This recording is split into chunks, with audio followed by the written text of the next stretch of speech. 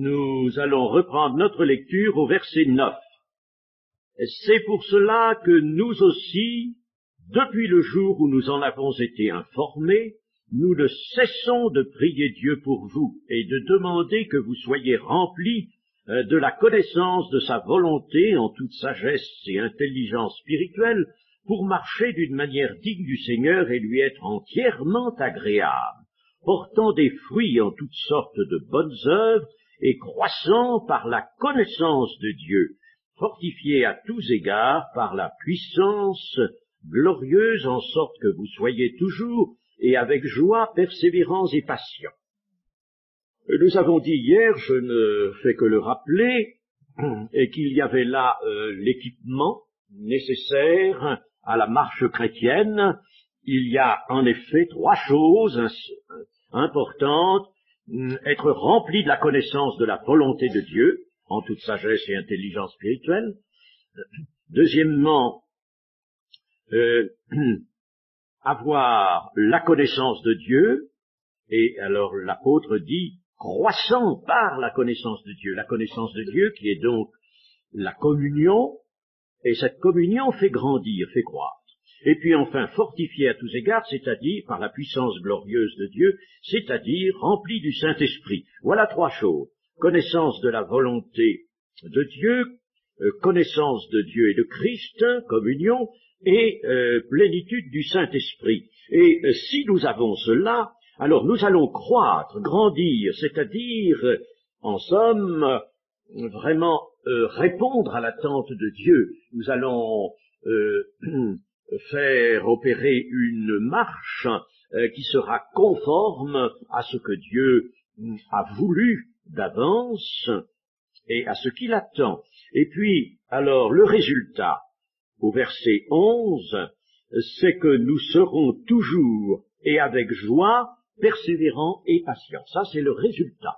Le résultat que nous obtiendrons de ce triple équipement qui nous permettra de croître, de grandir. Nous serons toujours persévérants et patients. Et vous savez que c'est une chose précieuse dans la vie chrétienne. Vous voyez, l'apôtre fait cette prière parce que il a dans le cœur cette vision qu'il faut que l'Église progresse. Il ne faut pas stagner. Il y a une progression, une croissance nécessaire à tous les membres de l'Église. Et cela, il faut que nous le sachions bien et que nous en faisions l'objet de notre recherche et de notre prière. Ceux qui ne progressent pas risquent de régresser, risquent même sûrement de régresser. L'Écriture nous demande d'aller de progrès en progrès. Et en contemplant le Seigneur Jésus, comme nous l'avons déjà dit, nous y sommes invités, cela peut se faire dans la communion. Alors, l'apôtre nous dit dans 2 Corinthiens chapitre 3 que nous serons élevés de gloire en gloire comme par le Seigneur l'Esprit. La stagnation est en somme un retour en arrière. Notre niveau spirituel doit s'élever, notre capacité à aimer et à servir le Seigneur doit croître. C'est cela, s'approcher de Dieu. Quand il nous est demandé de nous approcher de Dieu, c'est cela, s'approcher de Dieu. L'Église est un édifice qu'il faut construire sans cesse par le moyen de la prière. Et la vie chrétienne est une marche qui ne s'arrête pas. Nous nous arrêterons, et encore là, je ne sais pas quel autre genre de marche il nous sera donné de faire, mais notre marche actuelle ne s'arrêtera que dans la cité de Dieu. Nous avons vu que l'apôtre désirait que les chrétiens soient remplis de la connaissance de la volonté de Dieu. Alors, il faut que je m'arrête un peu sur cette volonté de Dieu. La volonté de Dieu a en somme deux aspects. Un aspect qui est ce que Dieu veut pour nous, ce qu'il veut pour nous, et le second aspect, ce qu'il veut de nous. Il veut quelque chose pour nous, beaucoup de choses pour nous, et il veut aussi certaines choses de nous. Pour nous, eh bien, Dieu veut le salut éternel, bien sûr. Il veut que nous soyons comblés de toutes les richesses qui concernent la parole et la connaissance. Il veut que nous soyons remplis d'esprit. Dieu veut notre sanctification, dit la première épître aux Thessaloniciens. Dieu veut que nous soyons saints dans toute notre conduite. Dieu veut que nous exercions cette vigilance si chaudement recommandée, et Dieu veut que nous nous tenions prêts à tout moment.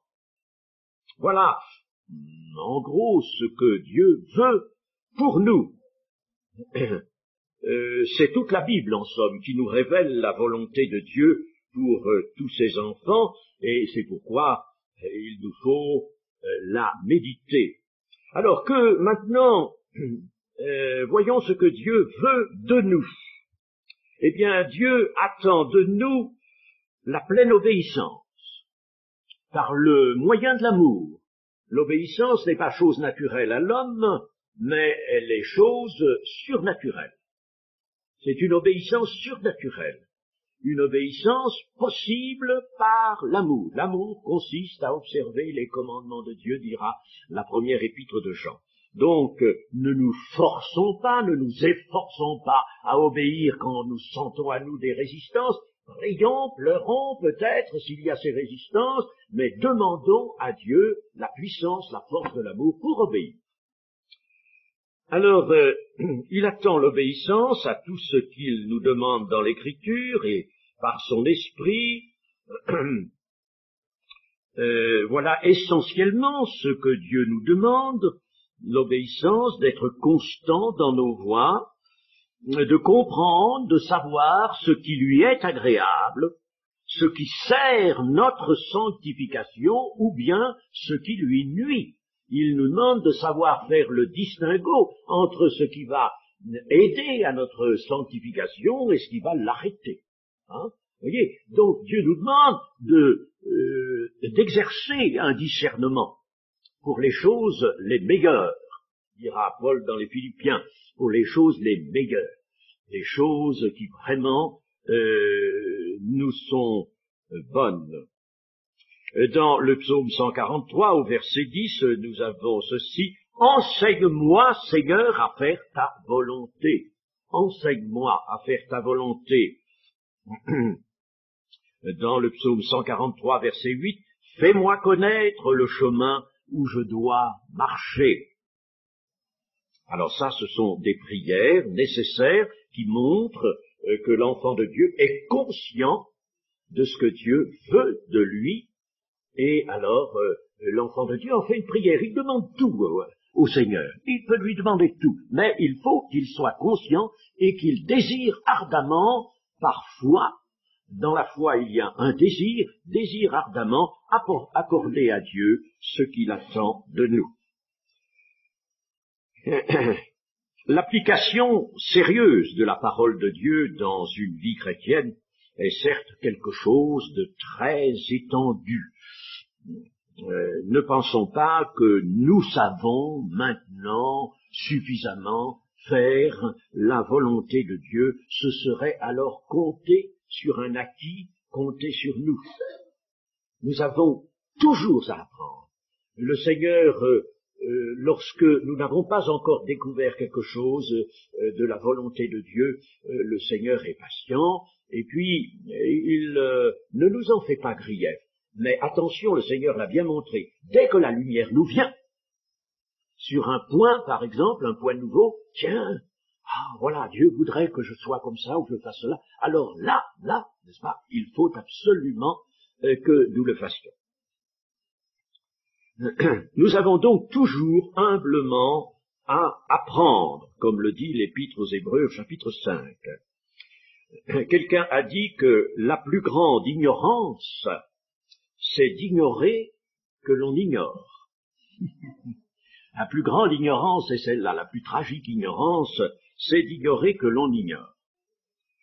Ainsi, il y a la volonté générale de Dieu, et c'est déjà par conséquent tout un monde, et il y a les aspects particuliers de la volonté de Dieu à connaître, à obtenir par l'Esprit de Dieu, non sans ce que Paul note ici, non sans sagesse, sagesse et intelligence spirituelle. La sagesse permet le discernement pratique de la vérité, de ce qui est bon, de ce qui est juste, de ce qui plaît à Dieu. Zacharie, dans sa prophétie sur son fils Jean-Baptiste, ne manque pas de relever cela, que le Seigneur sera servi par la grande sagesse, la sagesse qui viendra dans le cœur des enfants de Dieu. L'intelligence est voisine de la sagesse, elle donne une vue éclairée des circonstances de la vie et permet de se bien guider dans la vie pratique. Bon, je ne veux pas trop m'arrêter là-dessus parce que sans quoi nous n'arriverions pas à voir l'ensemble de notre épître. Bien, alors, afin, nous dit le verset 11, fortifiés à tous égards par la puissance glorieuse, en sorte que nous soyons toujours et avec joie persévérants et patients. La persévérer, c'est, vous le savez, demeurer ferme et constant. Si quelqu'un travaille bien, mais ne persévère pas, ce quelqu'un-là est inutile. Que dirait-on d'un ouvrier que prendrait un chef d'entreprise qui aurait beaucoup de talent, qui saurait travailler vraiment magnifiquement? Alors ce chef d'entreprise serait très content de son ouvrier, mais voilà, un jour l'ouvrier s'arrêterait, il serait absent ou il ne travaillerait pas. Alors même s'il avait beaucoup de capacités, cet ouvrier serait bon à renvoyer, parce qu'il n'est pas constant. Parce qu'il n'est pas constant dans ses voies, il ne persévère pas. Donc Dieu veut, lui, que nous persévérions. Quant à la patience, elle consiste à attendre et à supporter bien des choses, nous dit l'Écriture. Dieu est lui-même patient, il nous donne donc l'exemple. Il est patient. Christ est patient. 2 Thessaloniciens 3:5. La patience de Christ. Christ est patient. Alors, à nous de l'être aussi. Un but est fixé, un temps est fixé par Dieu. Il convient d'attendre sans se plaindre, sans rien précipiter. La patience est toute une éducation, toute une école. Et en quoi avons-nous à montrer de la patience? Eh bien, très rapidement, je l'indiquerai, à l'égard des frères, nous dit la 2e épître à Timothée, 2:24, de la patience devant la souffrance ou l'épreuve, 1 Pierre 2:19, de la patience devant le châtiment, éventuellement. Devant le châtiment, ce sont les justes que Dieu châtie. Ce sont les justes. De la patience dans l'attente des exaucements ou de l'accomplissement des promesses de Dieu. Noé a été enfermé dans l'arche avant que le déluge ne vienne vraiment, et il a attendu 7 jours. C'est peu, vous me direz 7 jours, mais c'était beaucoup dans les circonstances où il était. La porte était fermée, bloquée, on ne pouvait plus ni entrer ni sortir. Il y avait des gens qui tambourinaient au dehors. Au début, ils se sont moqués, puis quand ils ont vu que l'eau qui se mettait à pleuvoir, ils ont tambouriné. Donc la porte était fermée, Dieu l'avait fermée, personne ne pouvait l'ouvrir. Et Noé était enfermé là, et il a usé de patience, il a eu le temps de prier Dieu, hein, et il avait la conviction qu'il n'avait pas agi de lui-même, n'avait pas agi en vain, et que le déluge allait venir, vraiment. Supposer que le déluge soit pas venu, rester enfermé dans son arche, là, avec tous ces animaux, hein, ben, il aurait, comme on dit, perdu la face, n'est-ce pas? Mais il n'y avait pas de danger qu'il perde la face, étant donné qu'il avait agi sur l'ordre de Dieu et qu'il avait foi. Il avait la foi et il était patient, il attendait le moment de Dieu. Abraham, lui, il a attendu combien de temps le fils promis? 10 ans, au moins. 10 ans. Le fils promis. Et quand il est entré en Canaan, que la promesse de Dieu lui a été faite qu'il aurait une postérité, eh bien il avait déjà 75 ans. Donc le fils de la promesse n'est venu que à l'âge de 85 ans, et Sarai, c'est elle qui a manqué de patience et qui a suggéré à son mari d'avoir un fils de la servante Agar. Et vous savez que Dieu n'en a pas voulu. Ce fils, bon, il l'a pas rejeté, il lui a donné sa part sur la terre, bien sûr, il lui a même promis une postérité, mais il n'en a pas voulu en tant qu'héritier, héritier des promesses. Siméon, lui, le vieux Siméon, il a attendu toute une vie le Messie. Et puis, il ne s'est pas dit, tiens, mais j'ai déjà 90 ans, 95 ans, ou 100 ans, je vais mourir, et puis, j'aurais pas vu le Messie. Non, il était sûr que Dieu le conserverait en vie jusqu'à ce qu'il ait vu le Messie. Vous voyez donc ce qu'est la patience. Alors, patience qu'il faut exercer, non pas avec peine et dans les gémissements, mais avec joie, persévérant et patient avec joie, dit l'apôtre, une joie qui est due à la force de Dieu, et cette force elle-même entretient en nous la joie du cœur. Ce n'est pas la chair qui va persévérer et qui va patienter, c'est justement ce qu'elle ne sait pas faire, ça, la chair. La chair, elle est impatiente, elle est révoltée, elle veut changer de cap si elle voit que ça ne marche pas dans une direction. Hein, la chair est incapable de persévérer et de patienter avec joie, mais l'esprit fortifié du chrétien, qui vit dans la communion, le peut. Bon, nous allons maintenant lire au verset 12, chapitre 1er, « Rendez grâce au Père qui vous a rendu capable d'avoir part à l'héritage des saints dans la lumière, qui nous a délivrés de la puissance des ténèbres et nous a transportés dans le royaume du Fils de son amour, en qui nous avons la rédemption, la rémission des péchés. » Je m'arrête là. 3 versets. Rendez grâce au Père. Ici, il s'agit d'une prière de reconnaissance qui est recommandée pour un objet bien particulier. Dieu nous a rendus capables. Là, il faut s'en souvenir. Rendez grâce au Père qui vous a rendus capables d'avoir part à l'héritage des saints. Nous le voyons encore là, il n'y a aucune capacité, a priori, dans l'homme pour se convertir, pour venir au Seigneur et pour répondre à l'appel de Dieu. Par conséquent, ne soyons pas étonnés, ni même impatients devant certaines personnes que nous avons à cœur, que nous voudrions voir venir au Seigneur. Elles ne le peuvent pas, tant qu'une capacité ne vient pas en eux.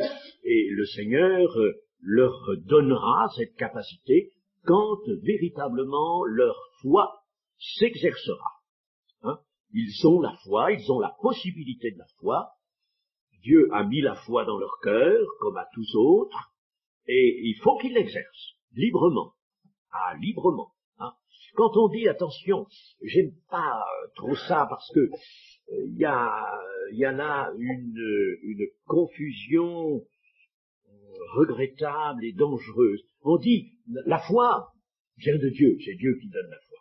Bon, alors, mais si on pousse ça trop loin, ça veut dire, moi, je reste passif, je bouge pas, et puis ça autorise certains à dire, vous avez peut-être entendu, ah moi je n'ai pas la foi, moi vous avez la foi, mais moi je l'ai pas, Dieu me l'a pas donné. Alors, on dit que la foi vient de Dieu. Dieu me l'a pas donné, alors que si vous voulez, j'ai pas la foi. Hein. Mais si, tout le monde là, comme tout le monde a des yeux sur la tête, et des oreilles, pour entendre, c'est un sens spirituel qui est en nous, mais que l'on peut très bien contenir, ou que l'on peut librement exercer. On le contient généralement sous l'action de l'orgueil. C'est l'orgueil, Dieu résiste aux orgueilleux.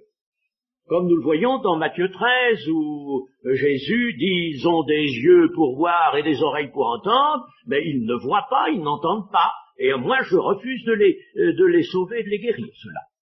Dieu résiste aux orgueilleux, fait droit aux humbles. Alors, attention, personne ne peut valablement dire Dieu ne m'a pas donné la foi, alors moi je peux pas croire, il ne l'a pas donné. Si, il te l'a donné, mais c'est toi qui ne veux pas.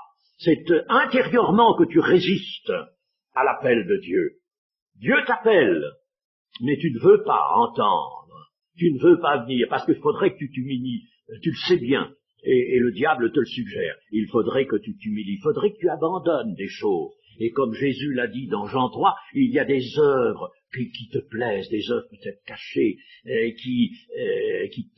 à laquelle tu es attaché, tu y tiens, et tu ne veux pas les lâcher, tu sais très bien qu'il faudrait lâcher ça. Voyez-vous, hein? Alors, bien sûr, pour ces gens-là, il faut prier. Mais Dieu ne les rendra capables que lorsque vraiment ils exerceront la foi, et ils exerceront la foi quand ils s'humilieront, et qu'ils seront prêts à abandonner les choses qu'il est impossible de conserver. Donc, Dieu nous a rendus capables de recevoir la rédemption, c'est-à-dire une œuvre accomplie hors de nous. La rédemption, elle a été accomplie, elle est accomplie hors de nous, elle a été accomplie pour Hitler, elle a été accomplie pour Staline, tous ces gens-là, qui, semble-t-il, pendant leur vie, ne s'en sont pas du tout souciés, n'est-ce pas, au contraire. Mais la rédemption est accomplie hors de nous pour tous les hommes, pour tous les hommes. Ceux qui ne seront pas sauvés, c'est ceux qui ne l'auront pas voulu, tout simplement. Hein. Mais Dieu n'a pas mis d'office délibérément à l'écart certains hommes. Dieu veut que tous les hommes soient sauvés, dit l'Écriture. Le commandement de Dieu, c'est la vie éternelle, pour tout le monde. Mais, malheureusement, une grande partie de l'humanité ne sera pas sauvée. L'héritage des saints, dont nous parlent nos versets, nous a rendus capables d'avoir part à l'héritage des saints. L'héritage des saints est situé dans la lumière. N'allons pas le chercher sur la terre, n'allons pas le chercher dans les ténèbres, il est situé dans la lumière.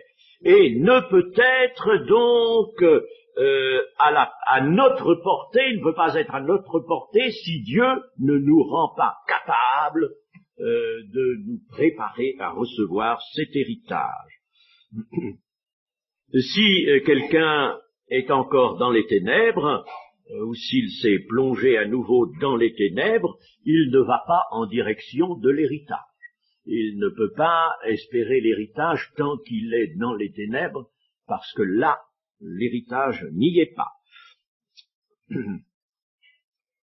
Dieu nous a rendus capables de foi et de repentance, donc rendus capables, c'est ça que c'est dans ce sens que la foi vient de Dieu. Il nous a rendus capables de foi, tout le monde. Parce que c'est la seule chose qu'il demande. C'est la seule chose qu'il demande d'abord.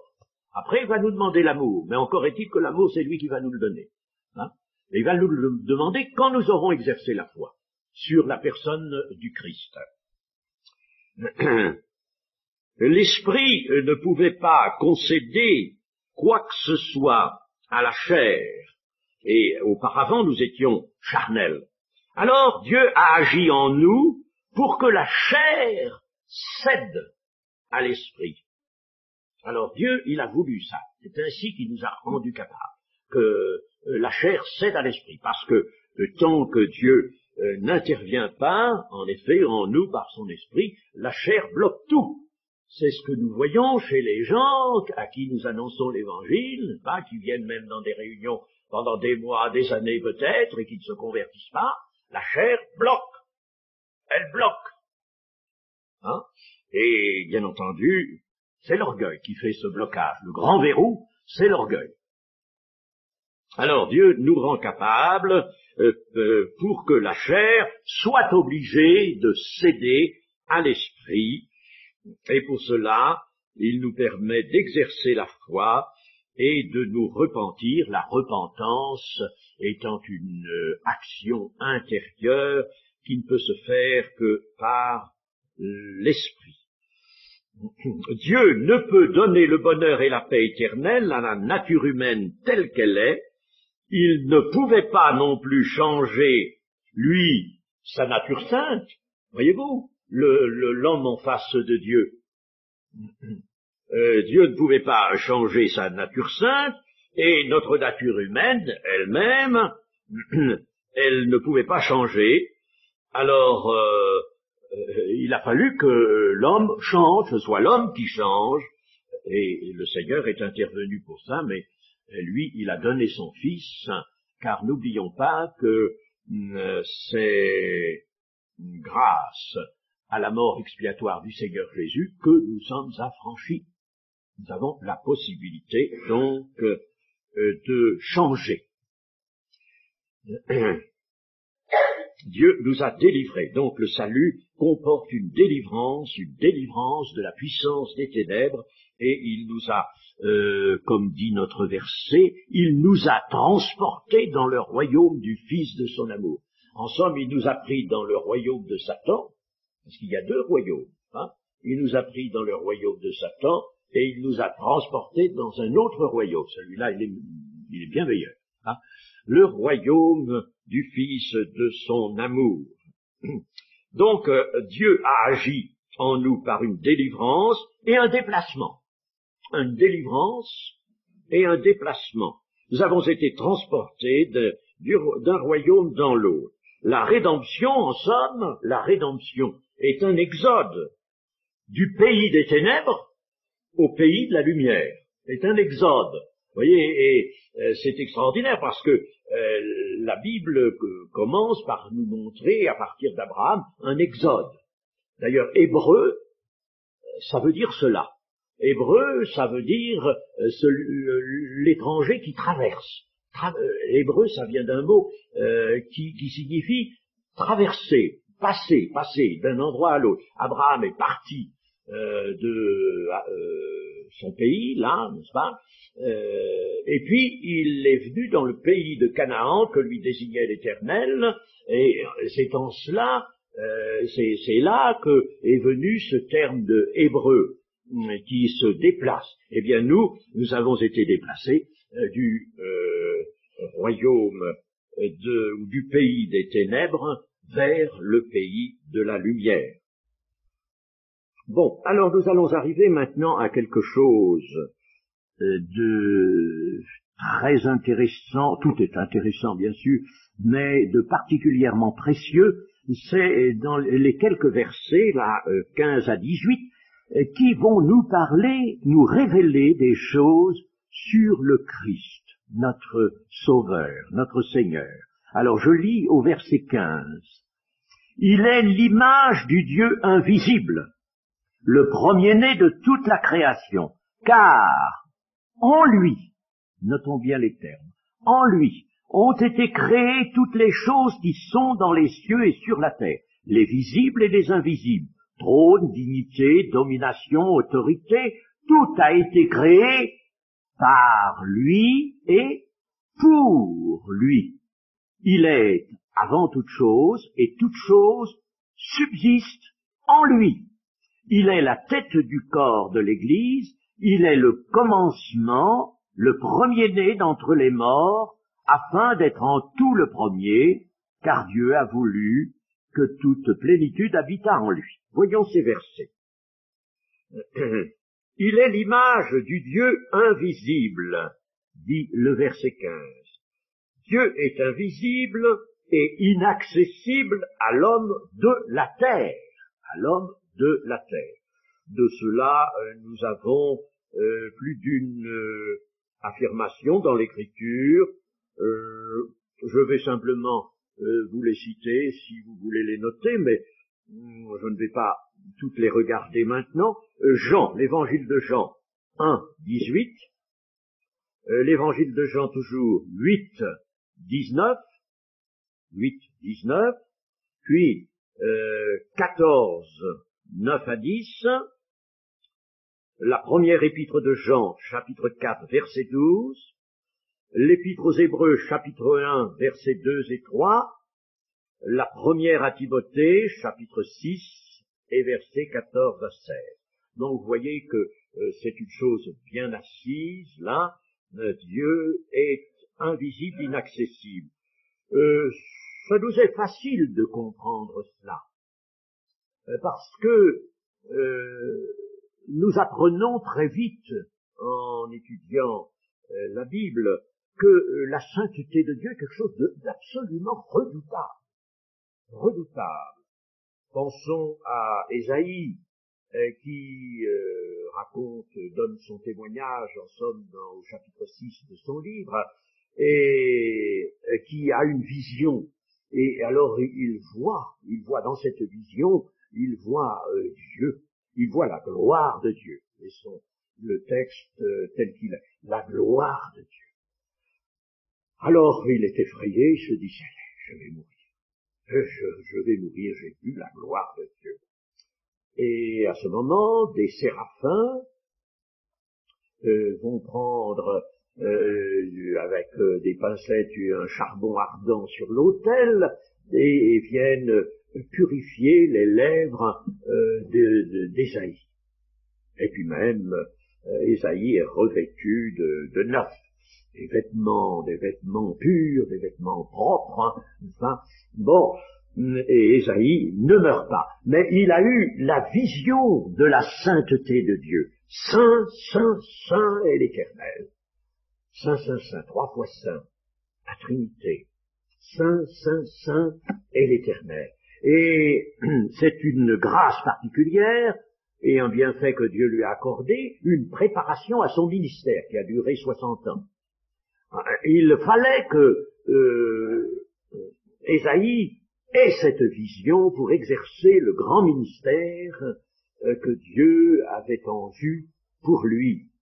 Mais je pense que nous, dans l'Église, il faudrait que nous ayons, je ne dis pas nécessairement une vision, ça dépend de Dieu, mais que nous ayons une connaissance, voire même peut-être un certain contact, une certaine vue spirituelle sur la sainteté de Dieu. Ça nous est nécessaire et ça nous permettrait d'être plus forts dans notre marche, dans notre vie chrétienne. Mais la sainteté, la personne de Dieu, en raison de sa sainteté, c'est quelque chose d'insupportable. Insupportable. Vous savez qu'il a été dit à Moïse, personne ne peut voir Dieu et vivre. Parce que Moïse, lui, il était allé avec hardiesse, vous savez. Dieu ne déteste pas, d'ailleurs, la hardiesse, la sainte hardiesse. Alors il lui dit, eh bien Seigneur, puisque alors tu veux bien venir avec nous, bien, c'est toi qui viendras avec nous, bon, alors, montre-moi ta gloire. C'est-à-dire, montre-moi ta personne. Voilà. Et le Seigneur va lui dire, mais Moïse, c'est là qu'il va lui dire, tu sais bien que aucun homme ne peut voir Dieu et vivre. Toutefois, cependant, je vais quand même te donner satisfaction. Vous voyez comme Dieu aime aller loin. Hein? Je vais te donner satisfaction. Alors, je vais faire passer toute ma bonté. Tu ne me verras pas de face, mais tu me verras par derrière. Alors Moïse a vu Dieu par derrière. Qu'est-ce que vous voulez que je vous dise? Alors on l'a mis dans une anfractuosité de rocher, vous savez, une pente très étroite. Alors c'est Dieu lui-même qui l'a, il a enfoncé là-dedans, il l'a blotti là. Hein? Alors il avait un angle visuel très très fermé. Hein? Et alors, mettons cet angle visuel comme ça, et Dieu est passé. Alors Dieu avait dit, je mettrai ma main, c'est-à-dire je vais faire ombre, enfin, je vais faire nuit, tu ne verras rien quand je passerai. Mais Dieu parle en passant. Dieu parle, n'est-ce pas? Et il dit ces paroles qui lui sont particulières, qui tiennent au caractère, au grand caractère de Dieu. Alors, il passe, et puis il a dit, quand j'aurai passé, je retournerai ma main, j'enlèverai ma main, et tu me verras par derrière. Et c'est ce qui s'est passé, certainement. Voilà. Nous n'avons pas de description ensuite de la chose, mais cela n'a pas manqué de se faire. Vous voyez, avec l'audace d'un Moïse, et cette audace parce que il n'y a pas d'homme qui a été peut-être plus audacieux que Moïse. Moïse a été audacieux. Il a osé à un certain moment dire à Dieu, non Seigneur, tu ne feras pas cela. Tu ne feras pas cela, Seigneur, que dirait-on de toi? Vous voyez? Et Dieu ne prend pas mal, parce qu'il attendait ça. Il attendait cette réaction. Et il y a des moments où Dieu apprécie, aime certaines réactions qui sont suscitées par l'esprit. C'était déjà l'esprit de la rédemption qui se manifestait en Moïse. Tu ne feras pas ça, Seigneur, que dirait-on de toi? Détruire le peuple? On dirait tu l'as fait sortir d'Égypte pour le détruire là dans le désert? Non. Alors efface mon nom de ton livre de vie plutôt. Il veut se sacrifier pour le peuple. Il n'est pas le sauveur, lui. Sa mort n'apporterait pas le salut du peuple. Mais l'esprit avec lequel il le dit est l'esprit de Christ. Comme Pierre dira, l'esprit de Christ était dans les prophètes autrefois. L'esprit de Christ fait là une apparition avant le temps, et Dieu est content, Dieu dit bon, eh ben c'est entendu. Voilà, c'est d'accord, je ne détruirai pas ce peuple. Je dis cela pour parler de cette circonstance où Moïse a vu Dieu. Mais Dieu lui avait dit, aucun homme ne peut me voir et conserver la vie. La manifestation réelle, accessible du Dieu, de Dieu, ne peut, pour nous, ne nous a été donné que nous a été donné par Christ. C'est Christ qui, pour nous, est la manifestation accessible de Dieu. Mais attention, le Seigneur Jésus, lui, nous révèle le Père. Il nous révèle le Père. Lui va nous révéler le Père de la manière où nous pouvons maintenant le comprendre, recevoir dans la situation où nous sommes. Il va nous donner une révélation du Père. Est-ce que vous avez, c'est dans Matthieu 11, ça. Matthieu 11, verset 27, le Fils révèle le Père à qui il veut. Mais moi, je vais demander au Seigneur de faire jouer cette révélation. Hein, et le Seigneur y consent, je l'assure. Faut demander, voilà une chose qu'il faut demander. Hein. Seigneur, je veux te suivre, être fidèle, mais il est écrit, attention, c'est écrit, je ne l'invente pas, c'est écrit que le Seigneur Jésus révèle le Père. Alors je voudrais moi avoir cette révélation du Père, révélation intérieure, révélation qui aille aussi loin que cela est possible. Il ne s'agit pas de vue physique, mais d'une connaissance offerte à la foi et à l'amour. Jésus n'est pas à la ressemblance de Dieu comme l'homme créé, mais il a en lui la nature et l'essence de Dieu. Il est la lumière égale à la lumière dont elle émane. Dieu est lumière, Christ est lumière. Il est la lumière égale à celle dont il émane. Il est l'image du Dieu invisible, premier-né de toute la création. Il n'est pas à l'image, il est l'image. Et dans Romains 8, Paul nous dira que Dieu nous a prédestinés à être à l'image plutôt d'avoir l'image de son Fils en nous, l'image de son Fils. Jésus, donc, a l'empreinte, est l'empreinte de la personne du Père, comme dit l'Épître aux Hébreux, chapitre 1, verset 3. Dans Colossiens 2:9, nous avons « Car en lui habite corporellement toute la plénitude de la divinité ». Il est l'image de Dieu, comment cela? Eh bien, lui, par filiation divine. Il est le Fils de Dieu. Dans la Trinité, le Fils est celui qui représente et manifeste Dieu à ses créatures. Dans le temps où nous sommes, ne spéculons pas sur le temps futur, hein, quand s'ouvrira cette grande période appelée au siècle des siècles. Hein. Pour l'instant, nous sommes dans ce siècle-ci. Nous ne sommes pas encore dans le siècle à venir, qui est le millénium, ni au siècle des siècles. Mais quand nous serons même dans le siècle à venir, puisque avant ce siècle à venir aura eu lieu la résurrection, et que auront eu lieu aussi les noces de l'agneau, alors à ce moment-là, nous aurons été confessés devant le Père. Jésus nous aura confessés, je confesserai son nom devant mon Père. Nous aurons été confessés devant le Père. Le Fils, celui que nous appelons le Fils de Dieu, remplissait déjà, quoique différemment, cette mission de représenter, de manifester Dieu dans les temps anciens. Qui était-il dans l'Ancien Testament? Il était l'ange qui est devant sa face, au Ésaïe 63, verset 9. L'ange qui se tient devant la face de Dieu. Il était cet ange, il était le rocher spirituel qui suivait les Israélites dans le désert, comme dit Paul dans 1 Corinthiens 10, verset 4.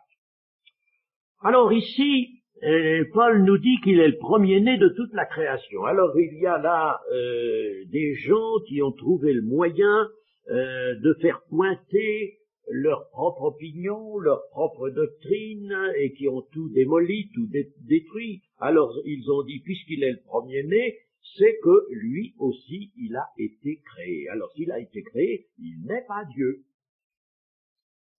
Peut-être que Dieu l'a revêtu d'une divinité, ce qui est absolument sans fondement, mais il n'est pas Dieu puisqu'il est le premier-né, disent-ils, et par conséquent, il a été créé.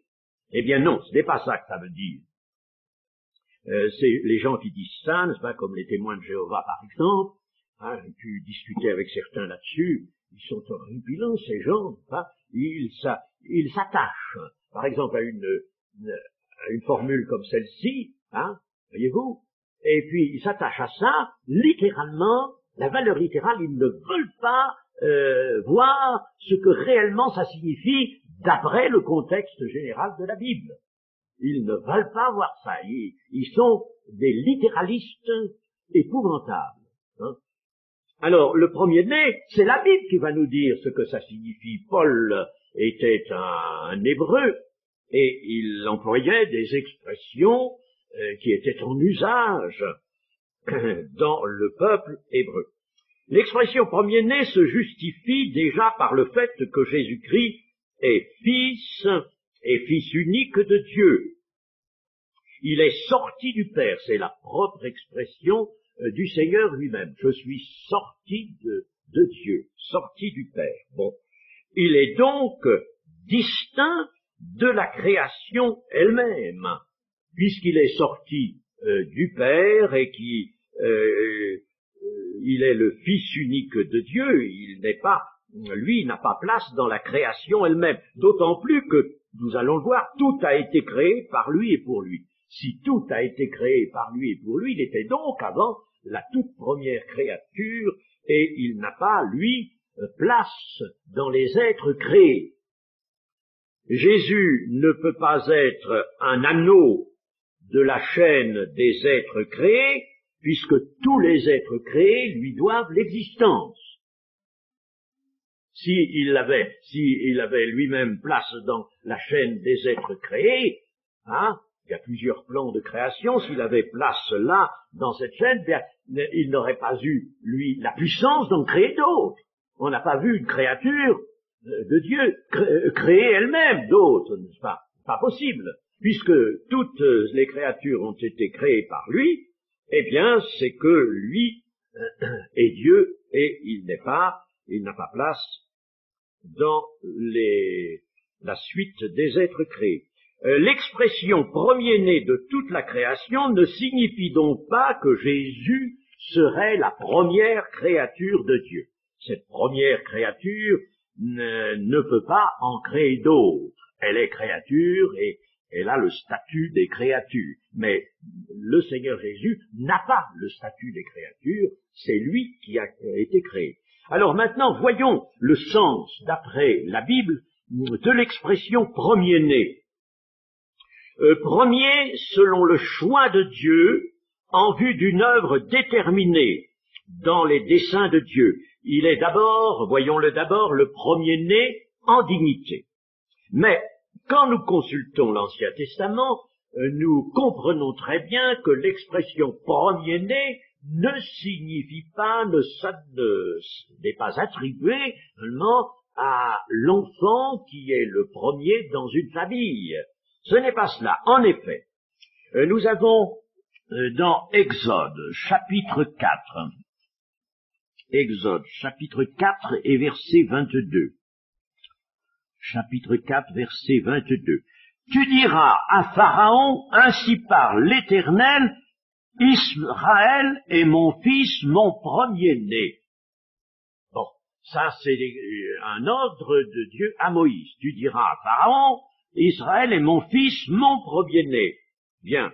Eh bien, le peuple d'Israël n'est pas le premier-né des peuples qui ont existé. Il n'est pas le premier-né puisque Israël vient d'Abraham et qu'avant Abraham, il y avait d'autres hommes qu'on n'appelle pas membres du peuple d'Israël. Israël, donc, littéralement, n'est pas le premier-né des peuples. Il est le premier-né parce que Dieu lui donne cette désignation pour montrer que c'est son fils premier-né. Dieu voit ce peuple comme son fils, comme son premier-né, celui auquel il va donner dignité et il va attribuer l'héritage. Voilà pourquoi il est appelé premier-né. Bon, un autre passage, le psaume 89 et le verset 28. Le psaume 89 et verset 28.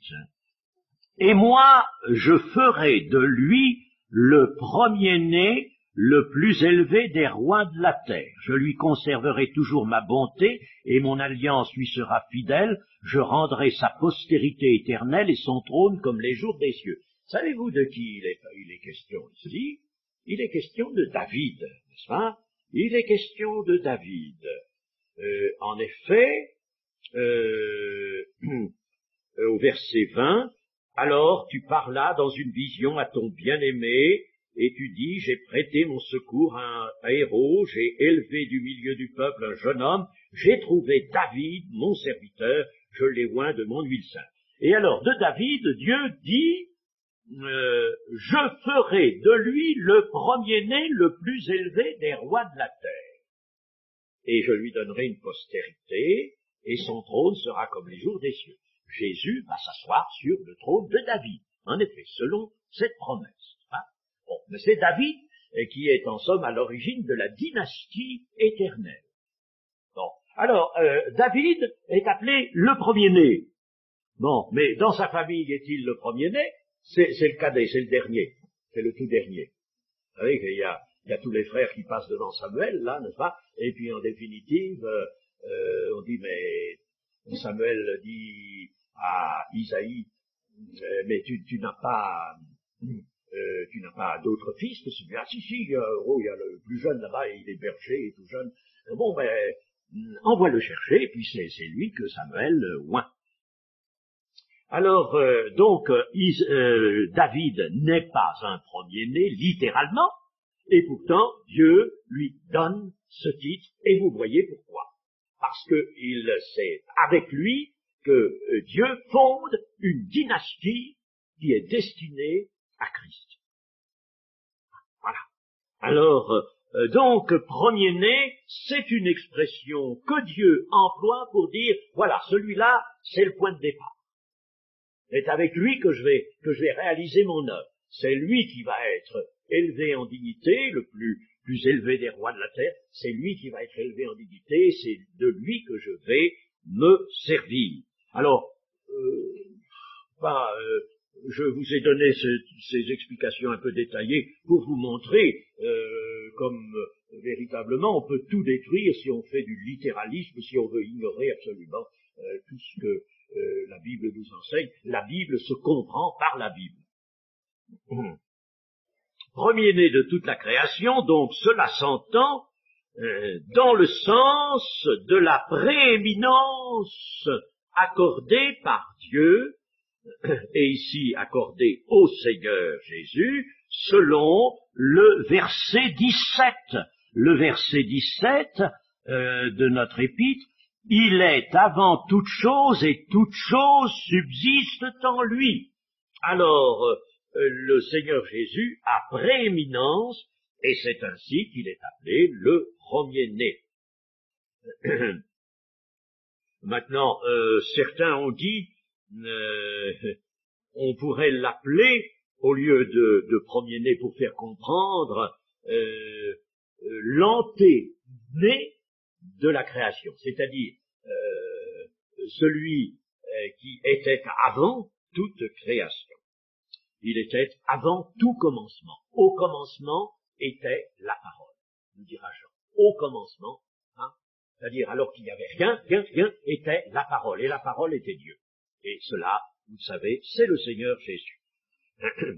Paul avait à lutter contre de faux docteurs qui prétendaient que Jésus était la première créature de Dieu, et Paul affirme donc qu'il est bien le premier-né, mais en dignité, en prééminence, parce qu'il est antérieur à toute la création, dont d'ailleurs il a été le réalisateur et le bénéficiaire. Ces faux docteurs appartenaient surtout à deux classes, celle des Ariens, Arius, et celle des Sociniens. Et aujourd'hui, il faudrait ajouter, par exemple, les témoins de Jéhovah aussi, qui sont sur le même plan, là, et détruisent la chose essentielle. J'ai reçu chez Marie-Christine, là, un jour, une jeune femme, qui venait un dimanche, précisément au nom des témoins de Jéhovah, pour nous parler du témoin de Jéhovah, et quand je lui ai dit que Christ était Dieu, elle a fait toutes les dénégations possibles. Alors, ça, c'est tout détruire. On l'a reconduite à la porte, qu'est-ce que vous voulez. Il n'y a plus rien à dire quand on dit de la divinité du Seigneur Jésus. Tout s'écroule. Si Jésus n'est pas Dieu, eh bien, chers amis, nous ne sommes pas sauvés. Comme Paul le dit pour la résurrection. Nous ne serions pas sauvés. Mais il est Dieu, gloire au Seigneur. Sa qualité de premier-né de toute la création fait du Fils l'héritier de toutes choses, comme dit l'Épître aux Hébreux au chapitre 1 et au verset 2. Et le Père a voulu aussi, toujours Épître aux Hébreux chapitre 1, le Père a voulu que tous les anges de Dieu l'adorent. Alors on n'adore pas une créature, nulle part ça ne se voit. Ça, les anges refusent l'adoration. De Jean, par exemple. Eh bien, on adore, on ne peut adorer que Dieu. Et puis, car en lui ont été créées toutes les choses qui sont dans les cieux et sur la terre, tout a été créé par lui et pour lui. Nous avons en somme trois expressions, en lui, par lui et pour lui. Alors, par lui, nous le comprenons bien. C'est lui qui a opéré la création. Il a été celui qui accompli les œuvres que Dieu son Père voulait. Dieu le Père est souverain. C'est lui qui conçoit. C'est lui qui est souverain, entièrement souverain. Et Christ, en tant que Fils, se soumet au Père. Hein? Bien, alors c'est lui qui a exécuté, en somme, les plans de Dieu, son Père, et qui a créé. Mais nous avons deux autres expressions, en lui et pour lui. Alors en lui, c'est différent de par lui. C'est pas la même chose. En lui signifie que le Fils détenait en lui-même la puissance créatrice. En lui, il détenait en lui-même la puissance créatrice. Et c'est en lui que la gestation, si je puis dire, de la création s'est faite, s'est formée, comme un enfant se forme dans le ventre de la mère, n'est-ce pas? Eh bien, c'est en lui que la création s'est faite. Et c'est très important. Le en lui ou en Christ, nous allons le retrouver dans le Nouveau Testament. Celui qui vous affermit en Christ. Quelqu'un est en Christ, il est une nouvelle créature. En Christ. Il ne peut pas être une nouvelle créature s'il est à côté de Christ. Il faut qu'il soit en Christ. Paul parle de réunir toutes choses en Christ. Et puis il dira ici dans les Colossiens 2:17, le corps, c'est-à-dire la réalité, est en Christ. Et puis dans 1 Corinthiens 15:22, tous revivront en Christ, car Dieu était en Christ. Vous voyez, n'est-ce pas? Toute la création se fait en lui. Mais ça a une conséquence fantastique, ça, que nous ne connaissons pas toujours, n'est pas très connu dans l'Église. Il y a une conséquence fantastique. Bon, nous allons voir ça. Toute puissance créatrice accomplissant la volonté du Père s'est donc trouvée en Christ. L'œuvre voulue par Dieu a été accomplie par le Fils, en lequel réside toute la puissance créatrice, non seulement la puissance, mais l'intelligence créatrice. Tout a été créé par lui et pour lui. Le monde a été créé par la parole, par conséquent, le Christ est pour la parole. Étant donc l'œuvre de la parole, puisque Christ est appelé la parole, étant donc l'œuvre de la parole, le monde lui appartient, et le monde existe pour cette parole, donc pour Christ, pour lui. Ah, si vous avez fait quelque chose, vous avez préparé quelqu'un qui est ingénieux et fait quelque chose, il fait un mobilier, il construit un appareil, etc. Et il le fait pour son usage, il le fait pour lui, n'est-ce pas? C'est à lui cela appartient. Hein? C'est tout à fait normal. Bon, enfin, il y a des citations que je passe parce que nous n'avons pas le temps de tout voir de ce grand problème, mais je voudrais vous amener à cette conséquence que je signalais à l'instant de ce que la création a été faite en lui. En lui, tout, en somme, c'est préparé en lui, tout est sorti de lui, la puissance créatrice, tout est sorti de lui. Si bien que le monde, en somme, le monde devrait, le monde entier, et tout ce qu'il y a, tout ce qui a été créé, tout ce qui nous est énuméré au verset 16, hein, le monde entier, l'univers entier a été créé en Christ et par lui et pour lui, eh bien, devrait lui rester entièrement soumis. Lui rester entièrement soumis. Et si quelque chose arrête cette soumission dans le monde devrait disparaître. De la même manière que supposer qu'un morceau de cuivre, un petit échantillon de cuivre, qu'un physicien aurait sur la table de son laboratoire. Bon, alors il va étudier les caractéristiques physiques de ce morceau de cuivre, la résistivité électrique, la dilatation et toutes sortes d'autres choses. Bien. Et si ce morceau de cet échantillon de cuivre avait la faculté de dire « moi j'en ai assez », de m'allonger ou de me contracter suivant telle et telle loi que les hommes ont mise en évidence, qu'ils ont chiffré mathématiquement. J'en ai assez, moi, de faire passer le courant à travers mon corps, tous les électrons là qui se baladent en moi, n'est-ce pas? Je veux que ça change, ça. Supposez qu'il puisse. Bon, le cuivre, que ferait-il?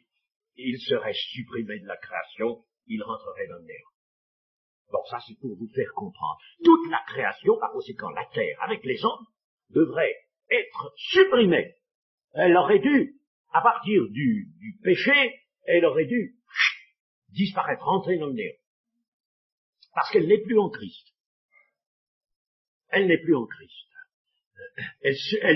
Vous voyez qu'il est écrit que tout subsiste en lui, n'est-ce pas? Elle n'est plus en Christ. Mais la terre et les hommes n'ont pas disparu après le péché. Pourquoi? Parce que Dieu les a maintenus afin de sauver les hommes.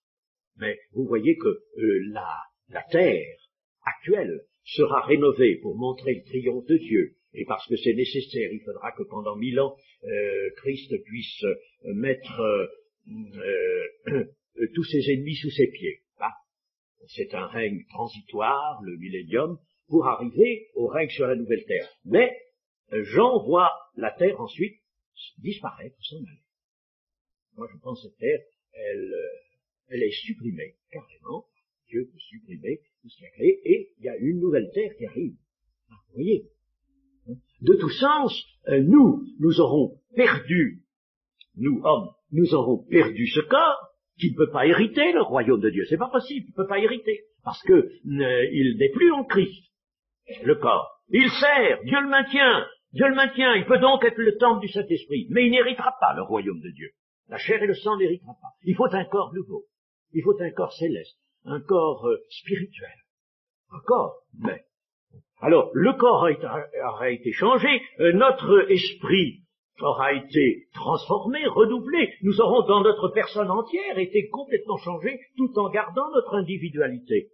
Nous gardons notre individualité, parce que alors sans ça, ce serait pas le salut, ce serait quelqu'un d'autre que nous, n'est-ce pas? Bon, alors nous gardons notre individualité, mais nous serons entièrement changés. Et la terre sur laquelle nous nous trouverons est une terre tout à fait nouvelle. Vous voyez que donc, en définitive, tout le monde disparaîtra. Ce monde touché par le péché disparaîtra. Parce que il n'est plus resté en Christ. Il sera conservé tant que ce sera nécessaire pour la transition afin d'aller dans le séjour éternel sur la nouvelle terre, dans des corps nouveaux, avec des esprits nouveaux, et toutes choses anciennes seront passées.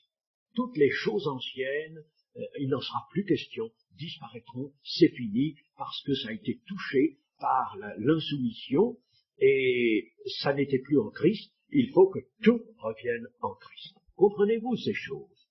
Hein? Et comme c'est important de s'arrêter sur toutes ces spécifications de la parole de Dieu.